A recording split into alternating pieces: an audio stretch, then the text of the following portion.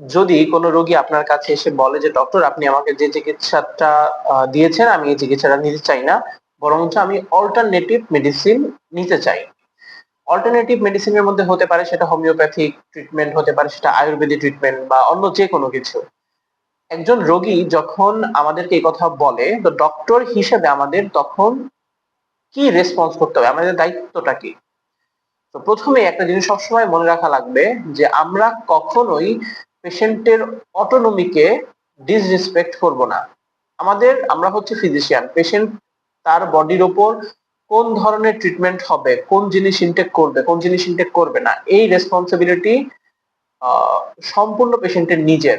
সে যেটা চাইবে সেটাই হবে। আমাদের কাজ ফিজিশিয়ান হিসেবে মূলত হচ্ছে আমরা পেশেন্টের জন্য যে জিনিসগুলো ভালো, তার যে ইনফরমেশন গ্যাপ গুলো আছে, ওই ইনফরমেশন গ্যাপ গুলো শুধু আমরা কভার করার চেষ্টা করবো। আমরা তাকে যথাযথ ইনফরমেশন দিব যেন তিনি সকল কিছু জেনে তার নিজের স্বাস্থ্যের জন্য বেস্ট যে ডিসিশন সেটাই নিতে পারে।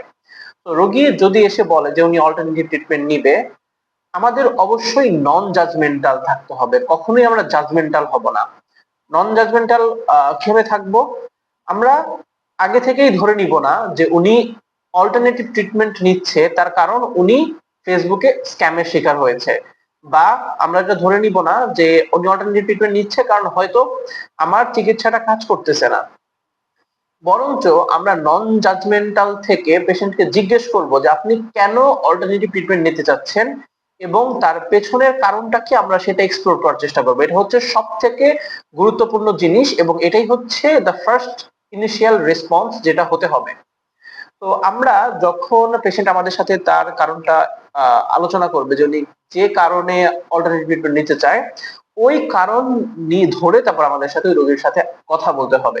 যেমন রোগী যদি বলে যে আমার একজন ফ্রেন্ড আছে, আমি ফ্রেন্ডকে দেখেছি যে সে অবেস ছিল, তার অবেসিটির জন্য সে ওই ওষুধটা খেয়েছে, ওই ওষুধটা খেয়ে সে তখন ঠিক হয়ে গেছে। তো তখন ফিজিশিয়ান হিসেবে আমাদের দায়িত্ব হচ্ছে এই ট্রিটমেন্টটা কিভাবে কাজ করতেছে, এই ট্রিটমেন্টের রিস্ক গুলা কি, আমরা যে ট্রিটমেন্টটা দিচ্ছি সেটা কেন বেটার, এই জিনিসগুলো সম্পর্কে পেশেন্টকে ডিটেইল নলেজ দেওয়া, পেশেন্টকে এডুকেট করা।